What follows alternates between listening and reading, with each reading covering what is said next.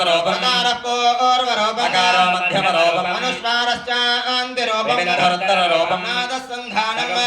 सैषा गणेशे विद्या गणकर्षिः गायत्रे छन्दः श्रीमहागणपतिर्देवता ॐ गं गणपतये नमः स्वाहा एकदन्ताय विद्महे वक्रतुण्डाय धीमहि प्रचोदयात् स्वाहा एकदन्तं चतुर्हस्तं पाशवं कुटधारणं नवरसं हस्तैर्बिभ्राणं मोषगद्भजं लम्बोदरं शोर्पकर्णं रक्तवासरं गन्धानलिप्ताङ्गं रक्तपुष्पे सुबोधितं